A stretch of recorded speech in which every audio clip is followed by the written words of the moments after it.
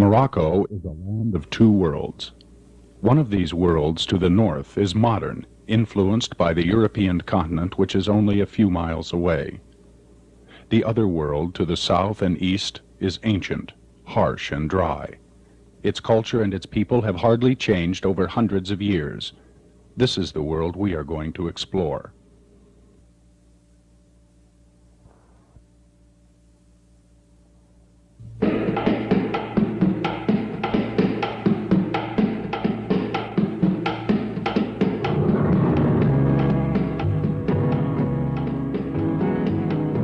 About the size and population of California, Morocco is only 9 miles from Spain across the Strait of Gibraltar.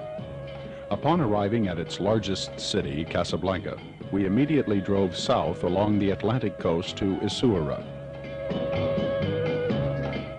A former Portuguese fortress, Essaoura's whitewashed buildings are set upon a rocky peninsula overlooking a beautiful bay. Founded 3 centuries ago, it is perhaps the most picturesque fishing village on the Moroccan shore.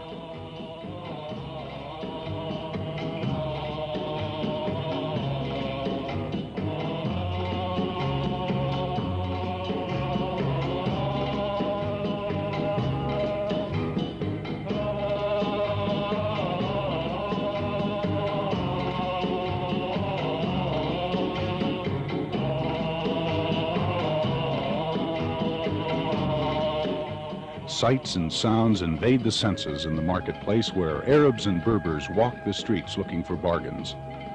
The traditional custom of wearing loose white robes and veils fully conceals the female, except for the eyes.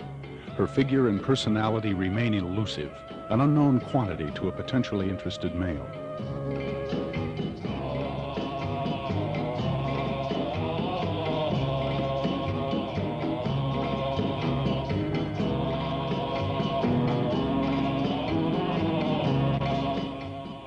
The heady scent of butcher's blood fills the air. You couldn't buy fresher poultry or rabbit anywhere than you find in the streets of Essaouira.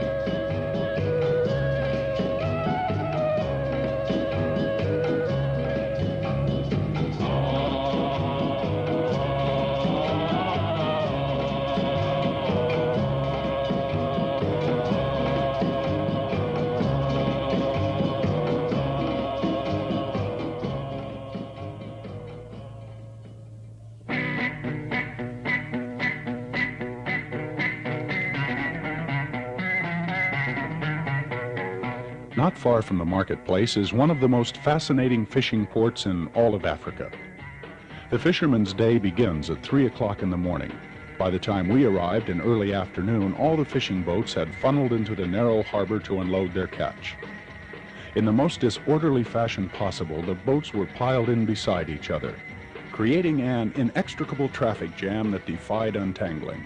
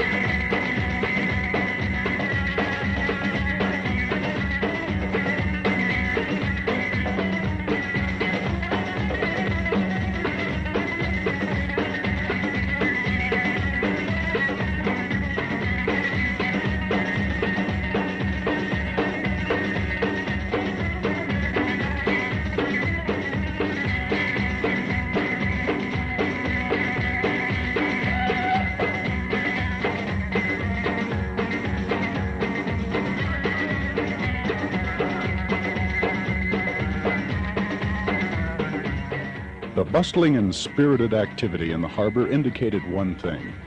Fishing is good, and this is meaningful as food is hard to come by for most Moroccans.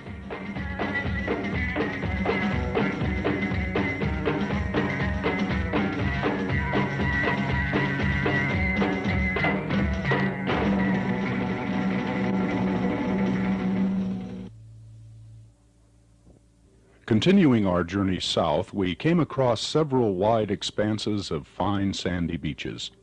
Morocco's beautiful beaches on the Atlantic shore are used all year round, as the air temperatures rarely fall below 70 degrees. Traveling further south and inland, we caught our first glimpse of the Atlas Mountains.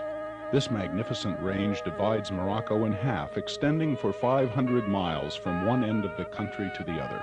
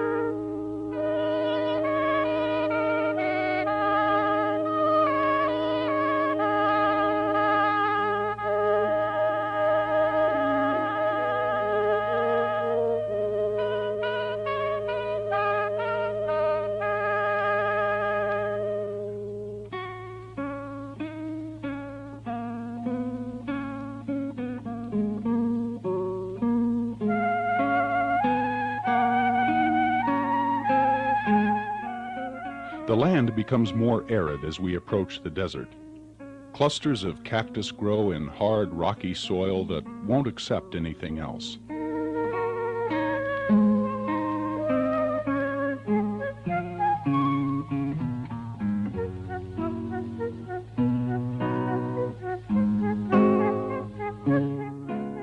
By noon, we came upon the ancient city of Tiznit, silhouetted on a stark, rocky plain.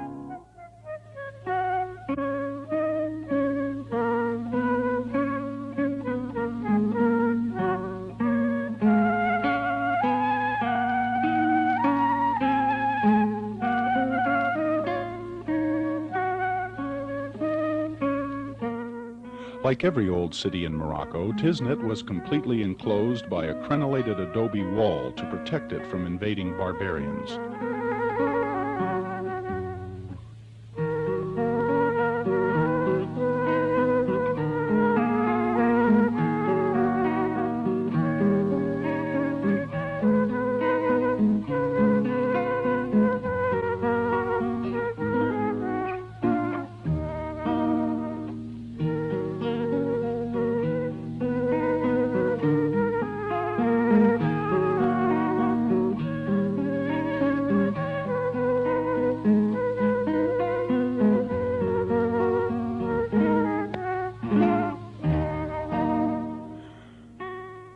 While Tiznit's big attraction was its silversmiths, we found it more worthwhile to spend our time exploring the complex physical structure of the city itself.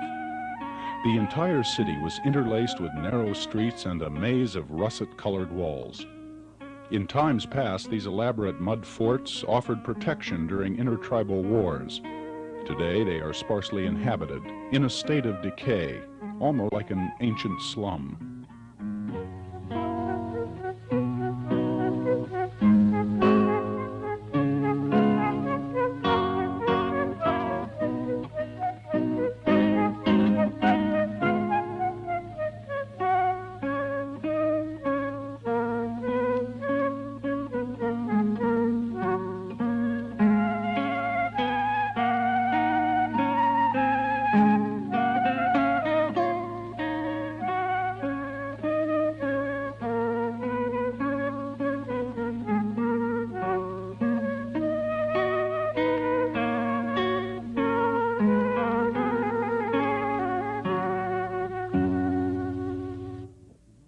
We now headed toward Gulamine, the southernmost town in Morocco.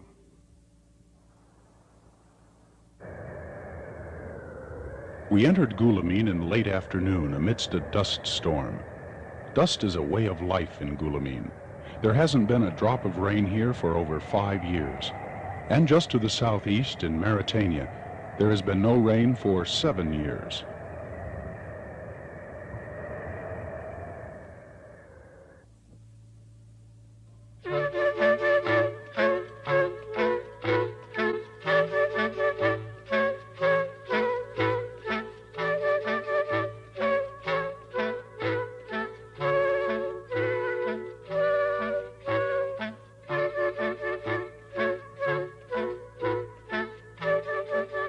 Guillemine is at the edge of the Sahara. We came here to visit the camel market. Every Saturday morning, camel traders from 100 miles around bring their herds to this marketplace to haggle and look for bargains. A good used dromedary, which is the one-hump model, can be bought or sold for 1,000 dirhams, or about $250.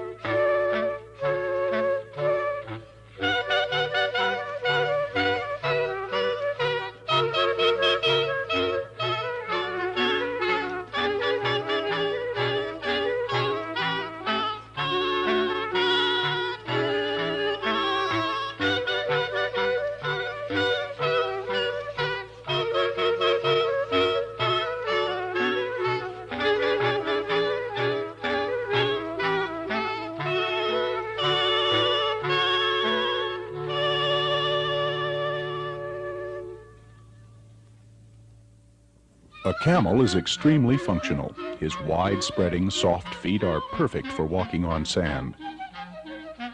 His big mouth, dentures, and long neck are ideal to munch leaves from a tree. His strong frame will carry a load of 500 pounds for 3 days without drinking. And contrary to popular belief, a camel does not store water. Instead, he manufactures water in his body, chiefly from his own fat.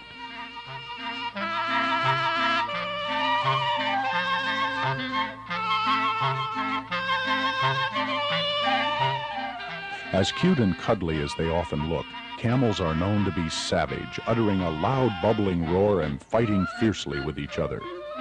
He neither gets attached nor affectionate toward his master, and his slow motion is simply one of extreme passiveness. A camel seldom gets concerned enough about things to get really mad, but when he does, watch out.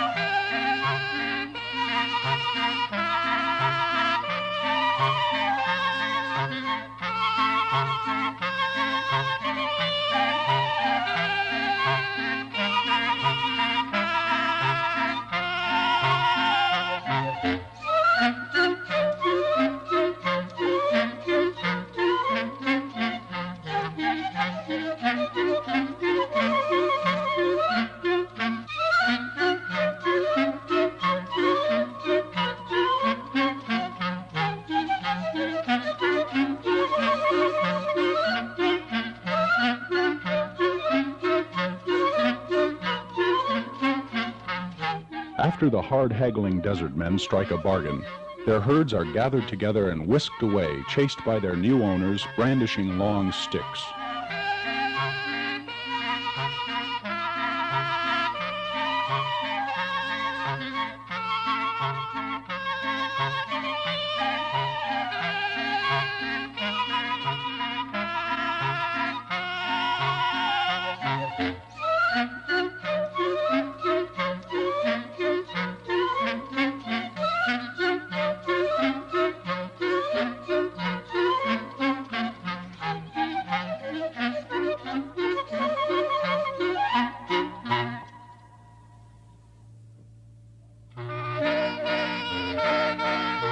In an arena right next to the camel market, the sheep and goat traders wheel and deal in the same manner as the men from the desert. Here we see the blue men of Morocco, who get their nickname from their indigo-dyed robes, whose color often rubs off on their hands, faces, and grizzled beards.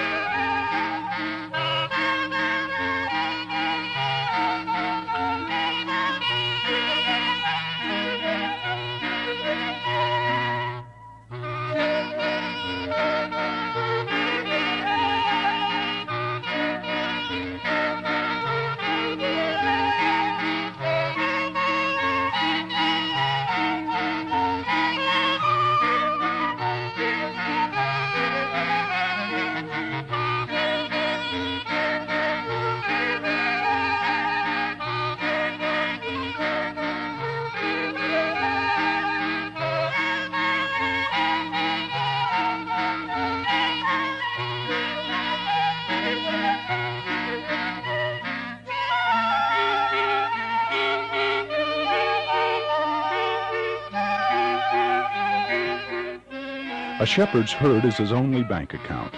With his herd, he buys a bride and barters for clothes. But in southern Morocco, it's a grim struggle for a meager living. The size of his herd is limited because of the scarcity of good pasture land and water.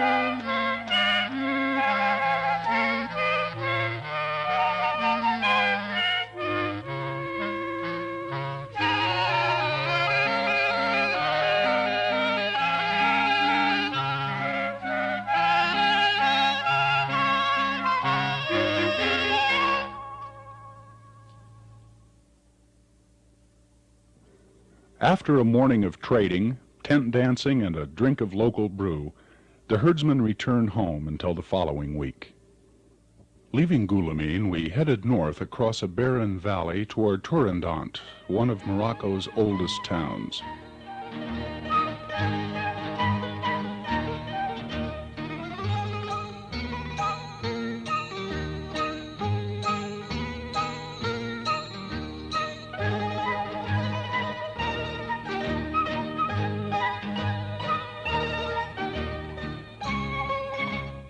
Arriving at Turandot, we again see a crenellated walled city.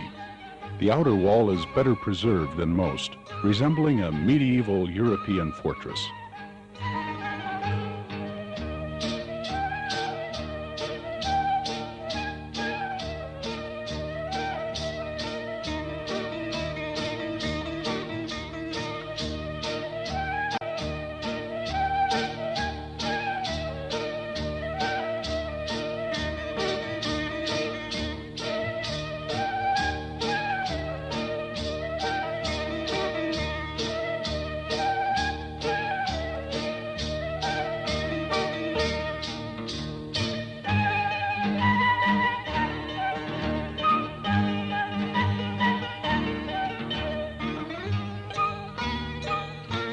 Kurundant is the home of artisans known for their leatherwork, weaving, silver, and jewelry.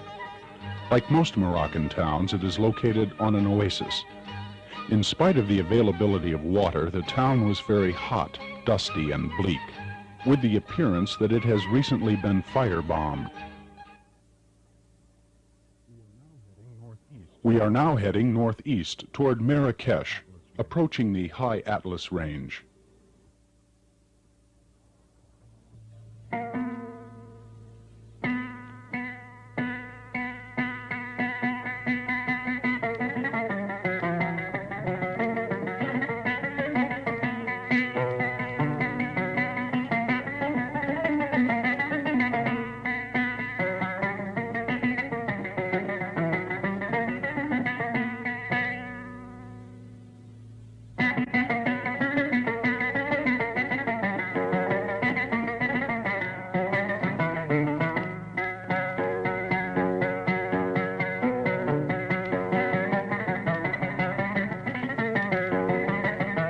The cool, fresh air of the high Atlas was a fine relief from the heat of the valley below.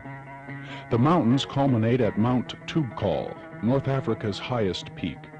Nearly 14,000 feet, it's a land of permanent snow and excellent skiing.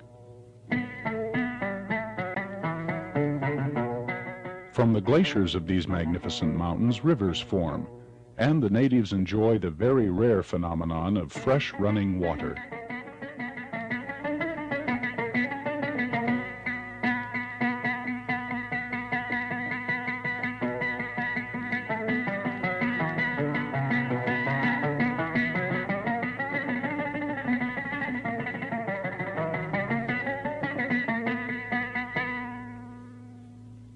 In the late afternoon, we arrived at an exquisite oasis that shelters the ancient city of Marrakesh.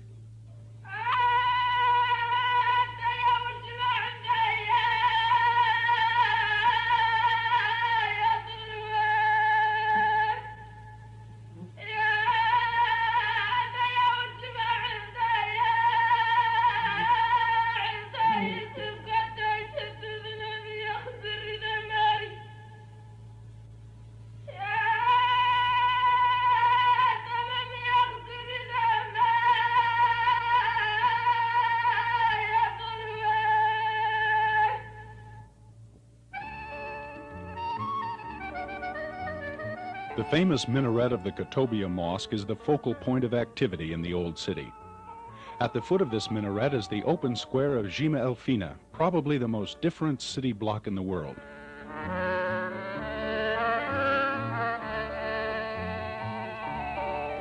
What's so different about it? Well, for openers, there's an array of magicians, soothsayers, dancers, acrobats, trained monkeys, donkey acts, and snake charmers, every day.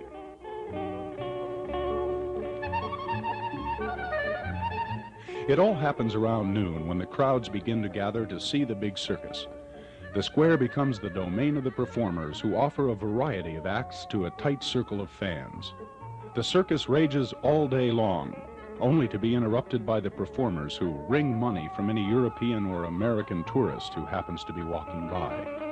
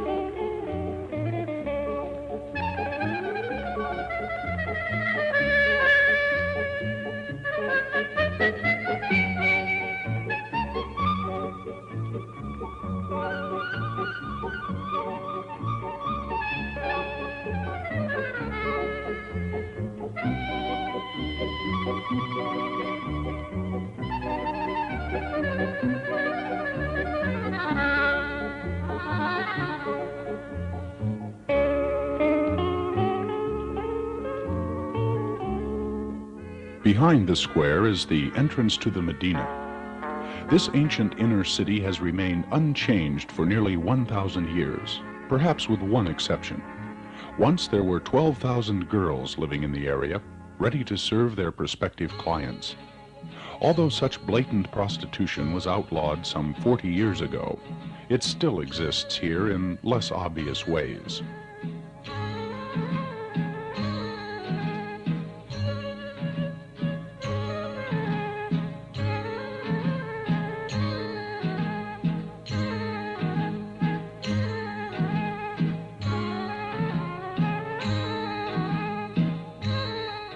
Hundreds of irresistible boutiques and market stalls can be found within the labyrinth of alleyways in the old city.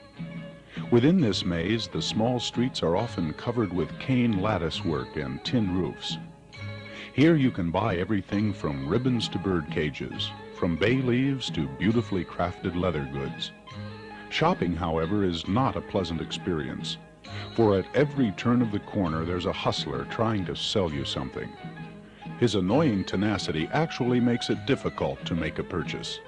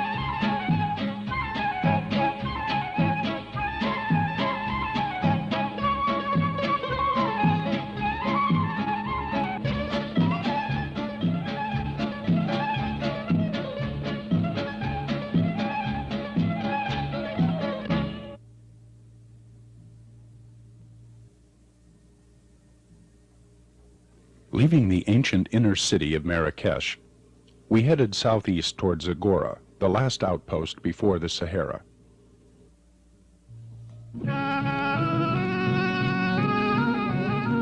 Again, we had to traverse the magnificent high Atlas Range. These rugged mountains were important in shaping the history of Morocco. Their lower folds and crevices cradled the villages of the country's first inhabitants, the tough, independent Berbers. The high ramparts had locked in precious rain and kept the enemies out.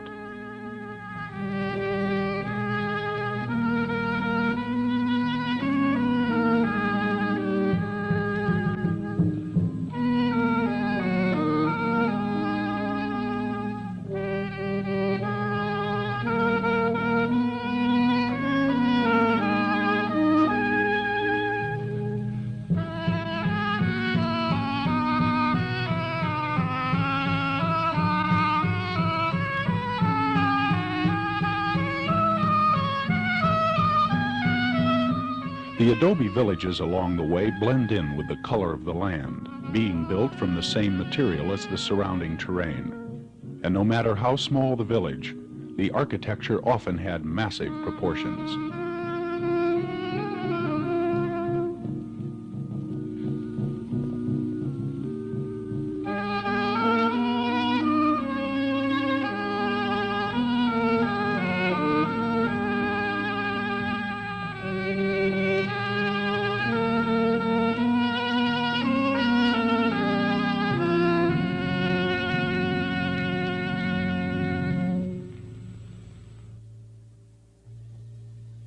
Early one morning, the sun fired a red earth citadel.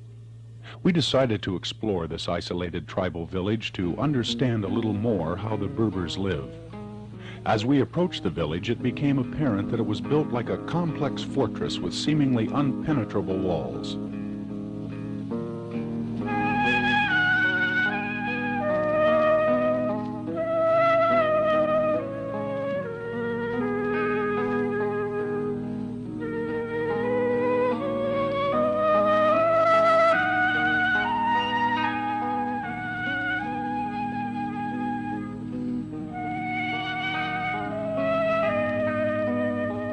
In times past, these elaborate battlements offered protection during intertribal wars.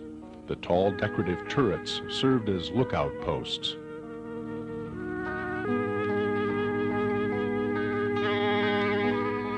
The Berber farmers wring sustenance from the land against terrible odds.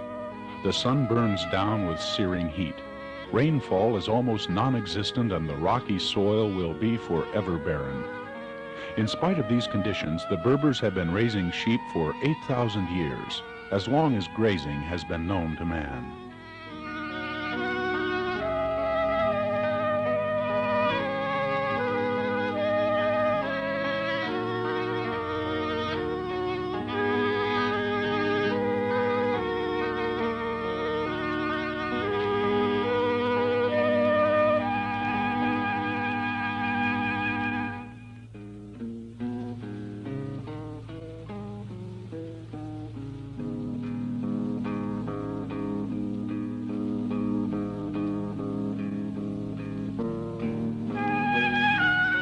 The desert children are darker skinned than their northern peers.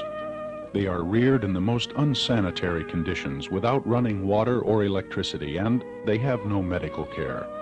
Skin and other infectious diseases are rampant, and there is never enough food. In spite of the sheep and goats, they eat meat only once or twice a month. And there are always new children and new mouths to feed.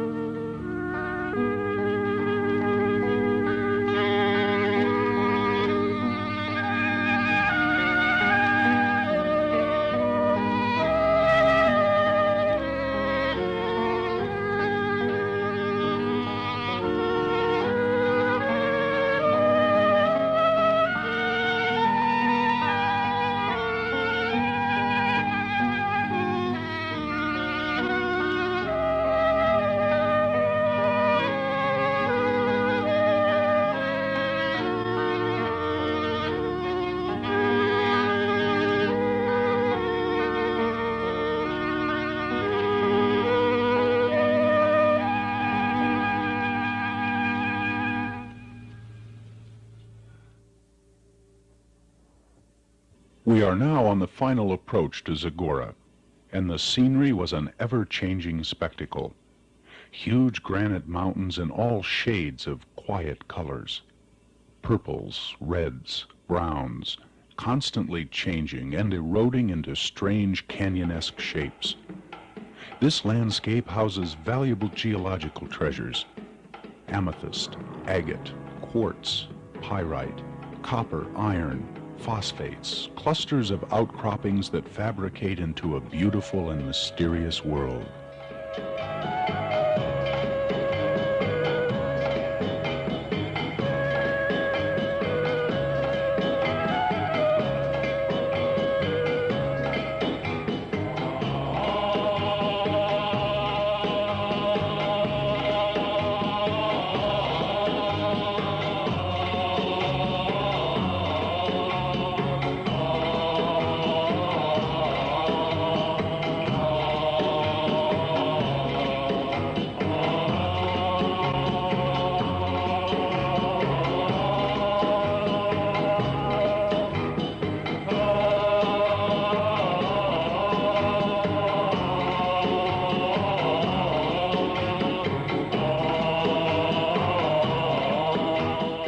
For centuries, the Bedouin tribes have lived the simple life of desert nomads. 3 goat hair tents formed this Bedouin encampment. Inside the tent were the simple necessities of life: a fire, blankets, and mats to sleep on. In the past, Bedouins have looted and killed for survival. Today they live peacefully and, like other desert herdsmen, muffle themselves from the heat with loose robes and head cloths.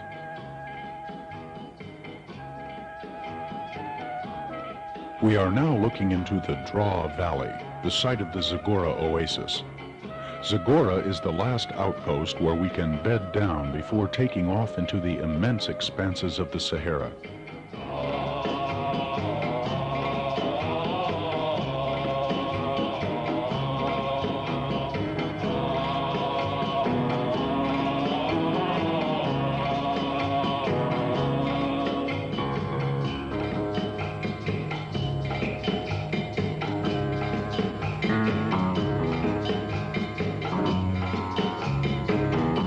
The Arabs in this Moorish fortress appeared stately, erect, and proud.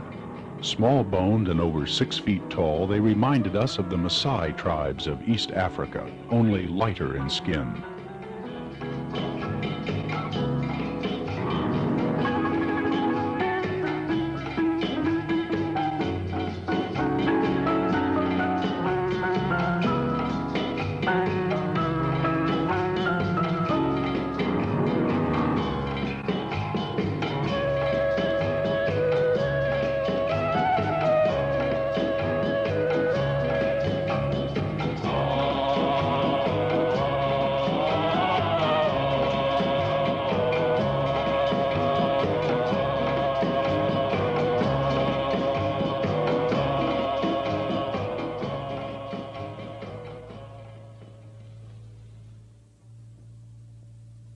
Early next morning, we took off for Mohammed El Ghazlain, where the Sahara begins. The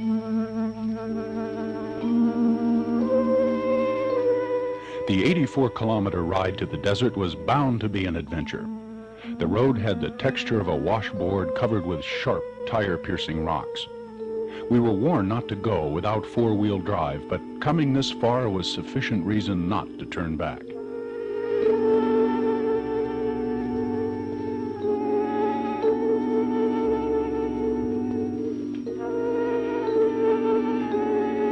We proceeded cautiously at 10 miles an hour. Well defined at the beginning, the road suddenly spread into many crisscross paths along a hard, flat valley surrounded by purple canyons. Ignoring the paths, we headed between the canyons.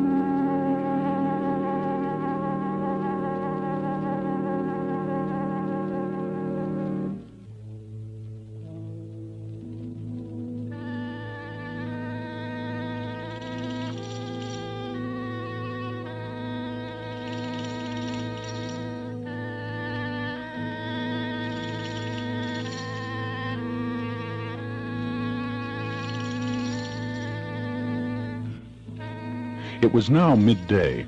We were about 10 miles from the Algerian border, and it's been 3 hours since we've seen a living thing. Then, an ominous sign.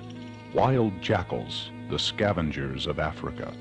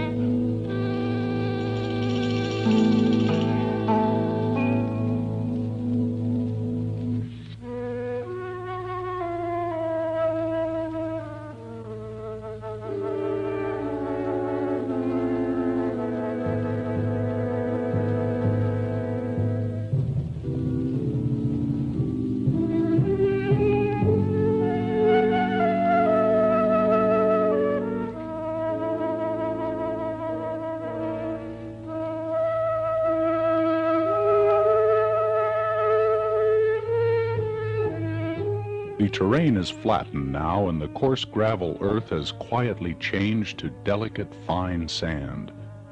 Beautiful date palms have embedded themselves in an oasis. This oasis was the beginning of the Sahara.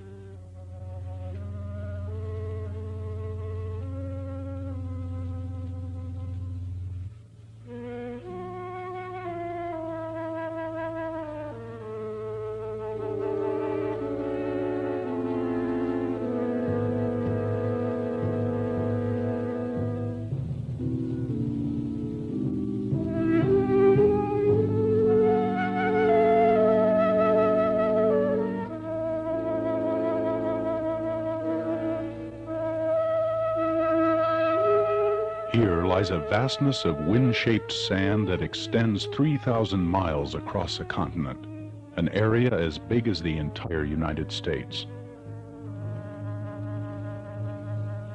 The graceful and mysterious beauty of the Sahara belies its natural origin. The desert was first formed from violent rock and volcanic activity. Intense rains followed, resulting in a complex system of lakes and rivers. But through the millennia, the Sahara has become progressively drier, warmer, and bigger. Now, one of the hottest areas in the world, the ground temperatures sometimes exceed 170 degrees, imposing the most inhospitable conditions for life: searing heat, choking winds, and barren emptiness.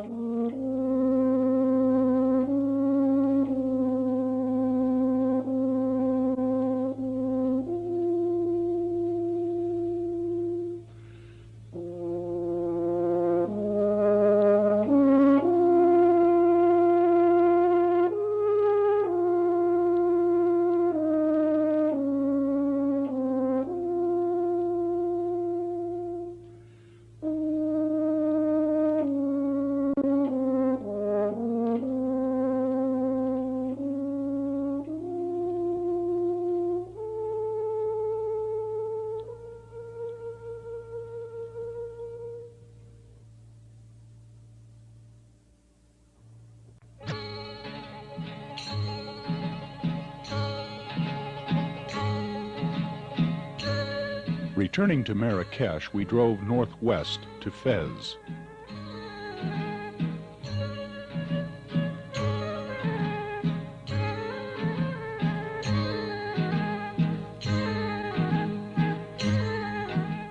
The most exciting part of Fez is the Medina, the walled old quarter located in a valley about a mile away from the main city.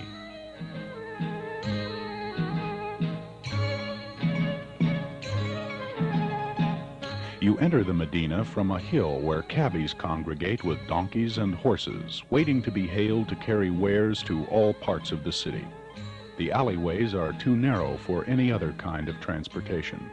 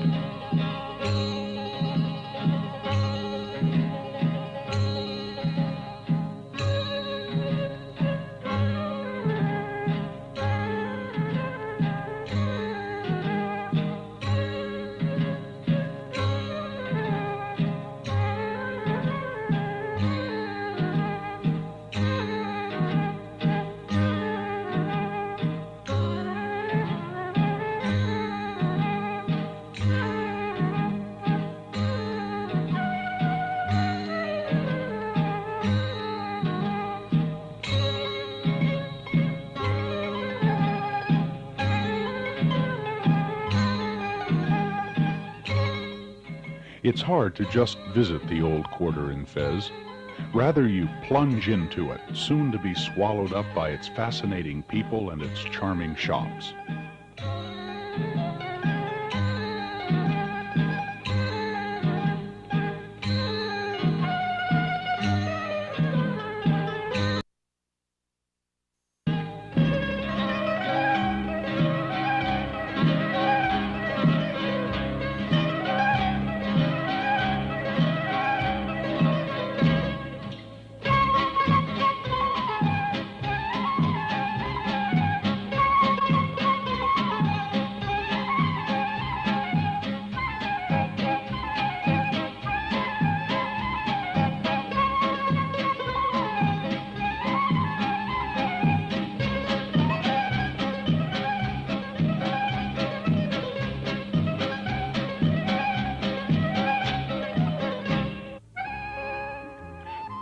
narrow serpentine buildings were built so their tall shadows would protect the city dwellers from the relentless sun.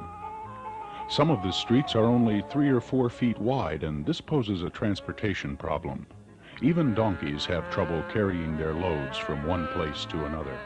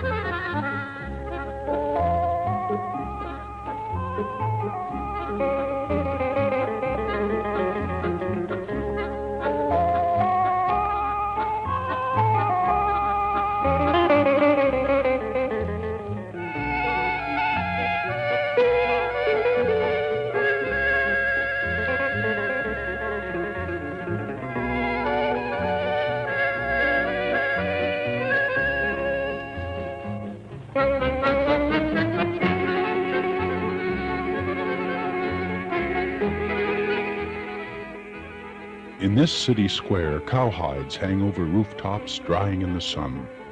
By far the most colorful and most pungent section of town, this is the souk, where leathers are being dyed with rich red and brown colors.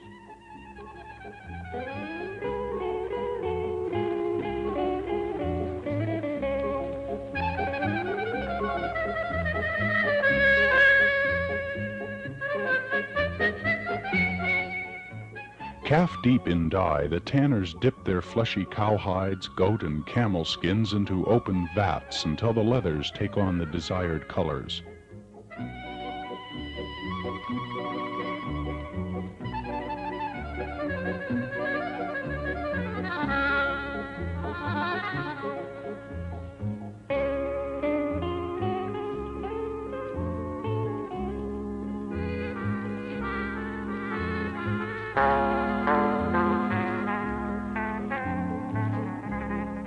The brown vats contain the dyes, while the white vats contain the tanning chemicals.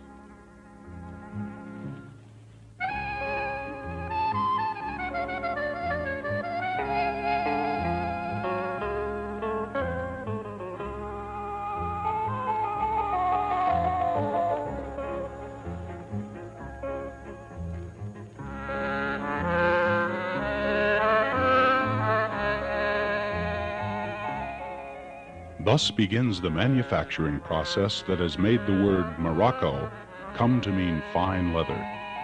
Moroccan handbags, saddles, belts, bookbindings, and slippers can be found in fine stores all over the world.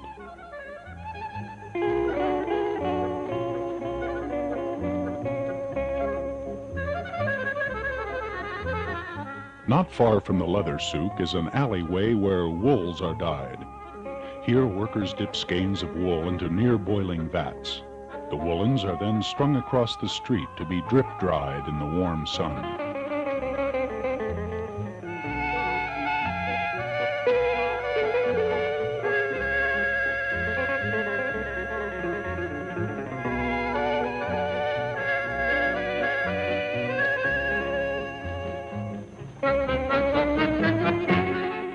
"1,100 years ago, a pious lady named Fatima pledged 60 ounces of silver to start construction of a mosque that would also serve as a center of higher learning. Thus, the first university in the world had its beginning in Fez. Known as Caroline University, it is not open to Westerners because it's still considered a religious sanctuary. Looking down on it from an adjacent building, it remains a well-preserved, handsome example of Moorish architecture.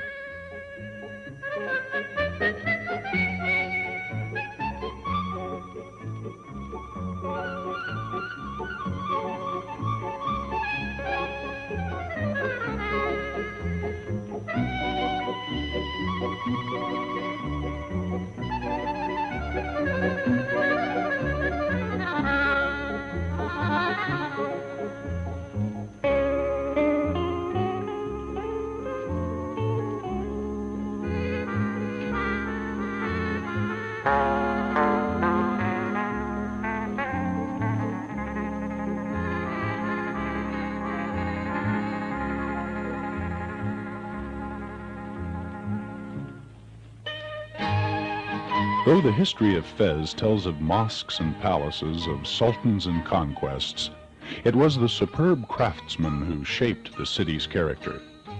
Enriched by thousands of artisans from Spain and Tunisia, with their skills passed on to the next generation, the metalworkers, weavers, tanners, and potters found eager markets for their delicate crafts. For this reason, Fez has prospered for nearly 11 centuries.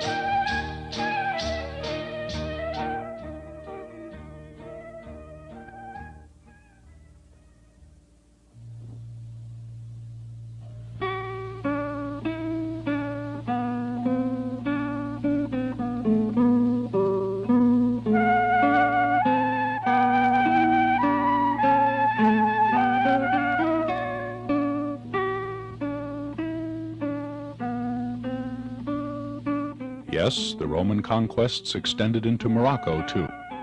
Provincial military outposts were set up along North Africa's Mediterranean coast in the 3rd century, and the Romans moved inland as well. We are now at the ruins of Volubilis, just north of Meknes, and once the principal city and capital of Roman Mauritania. These magnificent marble ruins offer a sharp contrast to the culture we have seen as Morocco. But such was Morocco's history. A country that has struggled with foreign invasions, colonialism, and its own barbaric tribes for thousands of years, but no longer. Today, its people are emerging from the Middle Ages and are moving quickly into the 20th century. Morocco is now ready to write its own destiny.